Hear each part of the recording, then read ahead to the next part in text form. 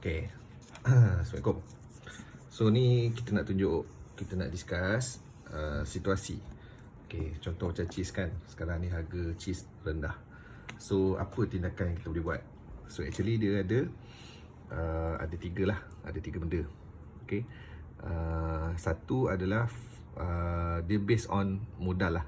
Okay, modal. Sekiranya kita ada modal lagi, adalah apa yang kita boleh buat adalah kita buy more cheese, okay, untuk dapatkan more cheese. Sebab kita kena ultimate objektif kita adalah kita nak dapatkan seberapa banyak cheese yang ada lah. Okay. Sekiranya modal kita tak ada, apa yang kita boleh buat adalah promote. Kenapa kita kena promote? Kita promote pada kawan-kawan, promote pada saudara mara, supaya untuk tambah bukan more cheese tapi more holders. Okay, kita tambah more holders lah. Sebab apa? Apabila bertambah more holders ni bertambah, so nilai cheese ni pun sendiri nilai dia akan bertambah lah. Nilai dia akan senang naik apabila holder ni ramai. Okay, so setiap kali ada je pembelian cheese je, dia punya kenaikan tu lebih besar lah sebab holders tu ramai. Okay, dia mempengaruhi demand. Alright. Ketiga, modal mungkin tak ada.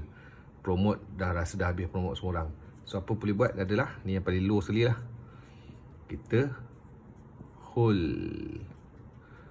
Kenapa kita hold? Sebab kita nak hold cheese kita, pegangan cheese kita, biar ada banyak dalam pegangan kita, supaya apabila nilai cheese tu naik, kita dapat rasa dia punya benefit dia lah. Okay, kita kalau boleh kita jangan jual pun. Alright. Okay, sekarang ni saya nak tunjuk contoh. Kalau kita ada modal. Kenapa saya cakap ada modal? Modal ni tak semestinya besar, kecil-kecil pun tak apa. Kenapa kita perlu buy untuk dapatkan more cheese Okay, dia ada dua senario. Okay, ada orang A dengan orang B lah. So kita tengok contoh ni orang A. Okay, orang A ni katalah ni carta dia. Ni hari ni boleh naik, lepas tu dia turun. Biasalah cheese ni ada naik, ada turun kan. Naik, turun, naik sikit, turun sikit, naik sikit, turun sikit. Okay, katalah dia makin lama makin turun. Okay, ketika ini katalah orang A ni dia beli semasa kat sini. Okay, kat sini dia buy 2K. Okay, dia buy RM 2K. Lepas tu dia dapat cheese sebanyak 1 juta. Dapat 1 juta cheese. Okay. Okay, dapat 1 juta cheese. Alright, so ni dia buy kat sini. Okay, kalau dia dah beli macam ni, kemudian dia tak ada buat apa-apa, harga jatuh, dia tak ada buat apa-apa, dia tak ada ambil apa-apa tindakan, dia hold saja, tak ada masalah. Dia tetap ada 1 juta cheese, tak ada masalah kan. Tapi dia akan rasa macam jauhnya nak break even, jauhnya nak sama balik dengan modal yang dia beli. So ada satu kat sini kita panggil break even. Letak BE je lah warna biru. So break even dia masih kat sini tau, masih kat takat yang sama ni, masih di sini. So kalau ketika sini dia tak ada buat apa-apa, break even dia makin lama makin rendah, makin lama makin jarak. Okay, dekat sini pun sama. Besok lusa tengok rendah lagi. Aduh, kita punya break even jauh lagi ni. Katalah selepas ni di takat ni, carta naik sikit. Wah, sonok.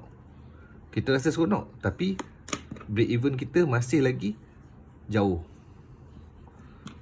Kita nak kena tunggu pula dia naik. Nak tunggu sampai kat sini, barulah kita capai kita punya break even yang kita tunggu. Dan seterusnya barulah kita dapat nikmat benefit tu lah. Kalau dia naik lagi, baru kita dapat benefit. Ataupun dia turun balik, so kita pun risau balik semula. Kan? So mengah lah nak tunggu. Okay, ini situasi yang orang kedua Orang kedua ni dia guna teknik ni, modal ni. Okay, carta yang sama kita buat carta sama. Mula dia naik sikit, turun sikit, lepas tu dia naik tinggi, lepas tu dia turun. Okay, dia beli kat sini sama dia beli, dia buy 2k, dia buy 2k, dia dapat 1 juta cheese. Okay, ketika ini, semasa ini, masa buy 1 B1, ketika ini dia punya break even dia sama lah. Break even dia kat sini. Okay, kemudian nak jadi cerita, jatuh harga jatuh apabila harga jatuh, contoh dia beli pula kat sini, dia buy tu, dia beli yang kedua sebanyak RM550, tapi masih dah rendah. So RM550 dia dapat 1 juta juga. Dia dapat 1 juta juga cheese. Okay, so kat sini dia punya modal dia dah jadi 2,550. Dia punya cheese dia dah bertambah sebanyak 2 kali ganda. So dia ada 2 juta cheese. 2 juta cheese. Tapi break even dia kat sini. Betul tak? Break even dia kat sini. Break even dia kat sini. Sebab apa? Apabila harga cheese ni kalau naik dia kat sini, kan dia dah sama dah sebenarnya. Kalau dia nilai 2 juta cheese itu dah bersamaan dengan 2,550 kat sini. Dia tak perlu tunggu 1 juta cheese tadi, sebab dia dah ada 2 juta cheese. So break even dia jadi lebih rendah. Okay, katalah dia dah turun sini, dia naik, lepas tu turun lagi. Bila turun lagi, dia beli lagi. Buy number 3. Okay, kali ni dah rendah kan, dia beli 1k. Tapi dengan harga 1k ni, dia dapat 6 juta cheese. Okay, so jadi modal dia berapa kat sini? Modal dia jadi 3,550 dan cheese dia bertambah menjadi 8 juta cheese. Okay, 8 juta cheese. Alright. Tapi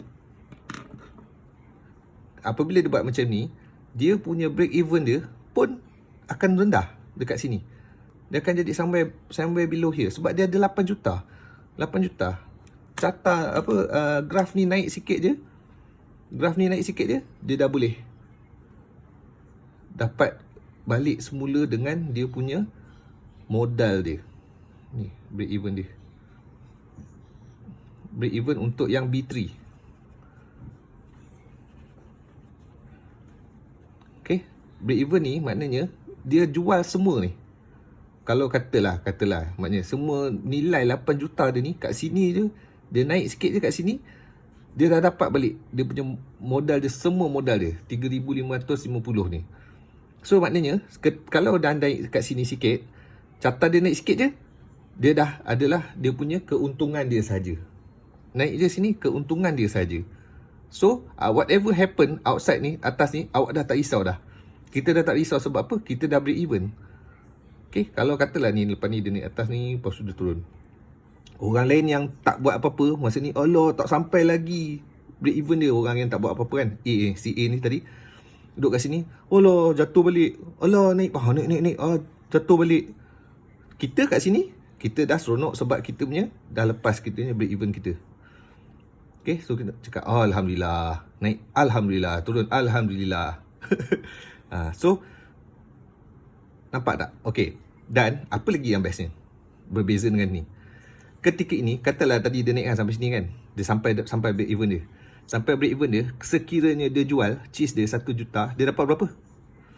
Dia still dapat, kalau katalah dia jual sebelum pegangan dia 1 juta cheese, dia akan dapat 2k. Tapi kalau ini dia sampai balik dekat atas, dekat break even dia yang pertama tadi, okay, dia dapat, kalau katalah pegangan nilai dia semuanya ketika ini dah bukan lagi 1 juta. Orang ni masih 1 juta. Ketika ini CB ni nilai dia dah 8 juta. Dah 8 juta cheese. Okay, so 8 juta cheese, kalau dah ketika ini, kalau 1 juta cheese 2K, kalau 8 juta cheese kali 8 lah, 16K. Kan? So dia dapat 16K. CA dapat 2K. Dia dapat 16K ketika ini. So dia senyum ketika kat sini. Masa naik sikit ni dia dah senyum dah. Masa ni, kat sini dia dah senyum.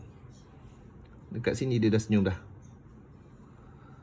Mamat ni naik, walaupun naik masih lagi, oh kenapa jatuh? Kenapa jatuh? Alah naik, alah kenapa naik sikit je? Kenapa jatuh? Sebab apa? Dia masih belum capai break even dia. Nak sampai break even ni barulah nak senyum. Kat sini.